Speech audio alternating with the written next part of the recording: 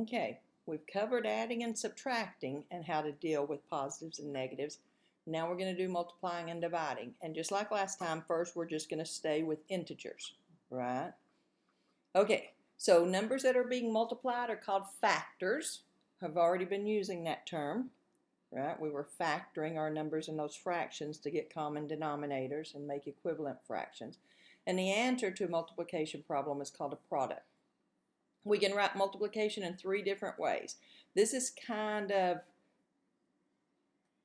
right here was our typical standard way we used to sit, but you hardly ever will see a cross for multiplication anymore because we now, it's too easy to mix up with an X. So normally you can put a dot between your two numbers, and be careful, notice they say raised dot. Make sure it is raised between them because you don't want to confuse it with a decimal point. Or anytime you have a number written right beside a parenthesis, it means you're multiplying, or 2 parentheses next to each other. That's a multiplication symbol. Okay, when you're multiplying integers, okay, now here's the handy dandy part that's going to be so nice. Now the rules for multiplying and dividing are really simple. But notice our condensed rules that we had for adding and subtracting. Follow this at all. If they have different signs, your answer is going to be a minus. If they have the same sign, your answer is going to be a plus. So it's the same thing as the adding and subtracting condensed versions, right? Which means really all I have to do is count the signs. Now, we can extend this, which we will in just a minute, to show that yes, you're just counting the signs, and theoretically, not theoretically, really, when it's all multiplied out, if there's an odd number of signs, like right here there's 1 negative sign, that's what makes it negative. And here there's 2, so that's an even number of signs, it makes it positive. We'll look at that. Okay, but right here, they have different signs, so my answer is going to be minus. And then once you figure out if your answer is a plus or a minus, you can ignore the sign, and just 2 times 8 is 16. That's it. That is as easy as it is. Okay, here they have the same sign, so you know it's going to be a plus. Now we don't have to put a plus, I just put that for emphasis, but same sign, it's a plus. Now I'm done with the signs, and I do the multiplication. 10 times 6 is 60. So your answer is 60 because I don't have to put a plus in front of my 60. Okay, here's what I was talking about before. Now, in reality, I hope we know you have to do inside parentheses first. So the first thing I would do is say, well, then that's negative 3. I'm not even worrying about that negative 3 times 4 times 5 is 20. And now they have different signs, so your answer is going to be minus, and 3 times 20 is 60. So it turns out, though, because we can have a whole bunch of stuff just multiplied together, right? Then really I can just count the number of signs. And if you have an even number of signs, your answer is going to be positive. If you have an odd number of signs, your answer is going to be negative. Because that means if you had an even number of signs, you could group them together 2 at a time and get a positive. These 2 get a positive. These 2 get a positive. But if you had an odd number, when you had them all grouped together by 2s, you'd still have that extra negative.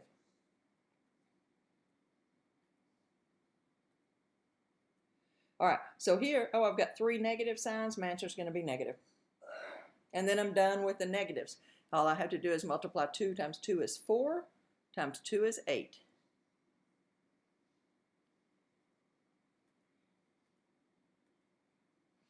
Okay, dividing is basically the same rule, except after you figure out what your sign is, you just divide the numbers instead of multiply them. But if the signs are different, it means minus. If the signs are the same, it means plus. Okay? The answer for a division is called a quotient, or it was a product for multiplication, right? Okay. So the signs are different, that means minus. And then you just do 20 divided by 5 is 4. The signs are the same, that means plus. 24 divided by 4 is 6. That's it. It is that easy. Okay, so we have a couple of special properties. When you multiply anything by 0, your answer is just always 0. Anything, a negative, a positive, whatever. Multiply by 0, your answer is 0. When you multiply anything by 1, you get the same thing. If I multiplied 6 times 1, the answer would be 6. Negative 12 times 1, negative 12. 1 times 5,876, 5,876. Multiplying by 1 leaves the number unchanged. Okay, here's our division properties. When you divide anything by itself, it equals 1. 5 divided by 5, negative 18 divided by negative 18. Any identical thing by itself, it equals 1. When you divide by 1, once again, you're left with the number itself. Anytime 0 is in the numerator, your answer is going to be 0. But remember when we were just talking about fractions, 0 cannot be in the denominator. We call that undefined. There's no answer. Undefined. Right? You can't divide by 0. So we got to be really careful about that. Okay. So now we just go across in the order. These things, if it was only multiplication, I could change the order around. But anytime there's a division, I can't change the order around like we did. So multiplication is commutative, but division is not. So if there's a division sign, I have more than one thing going. Now notice this is a multiply right here. Then there's a divide, and then there's another multiply. So there's a bunch of operations. I just have to do them in the order they come. Okay, one negative sign is minus. 6 times 10 is 60. So I'm just going to keep writing the problem. Okay, actually right here I have parentheses. So I have to do inside the parentheses first. Remember that, I didn't do them first in there. I wasn't even paying attention, sorry guys. But you got to do inside parentheses first. So negative 60 divided by negative 3 times 2 is negative 6. Same sign, so it's a plus, and 60 divided by 6 is 10.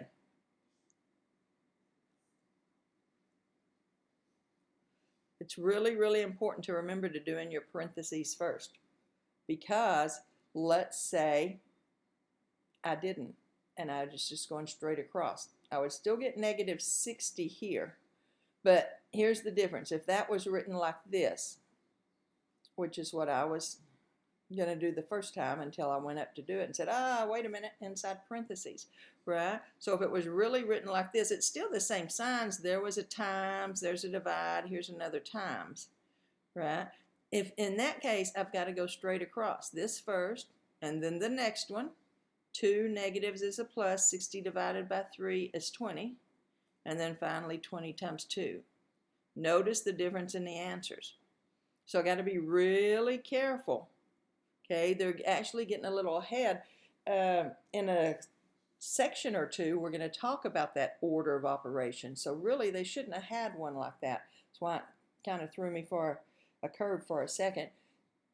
We're going to have a specific order we have to do things in, or we'll be getting different answers. And of course, that can't happen to the same problem. So inside parentheses first, even though we really haven't talked about that yet. Okay, now I don't have that issue here. Look, the only reason I have parentheses is they're using it as a multiplication symbol, and we use parentheses to separate signs. When we have two signs right next to each other, then we'll put those negatives inside parentheses. So I got to go across just in the order that it's occurring. So 2 negatives is a plus. 24 divided by 2 is 12. Okay. And then I just keep going in the same order. If there's division, I got to do it in the order it comes, unless there's parentheses, of course. 12 times 4 is 48. Different signs, your answer is going to be a minus, and 48 divided by 6 is 8.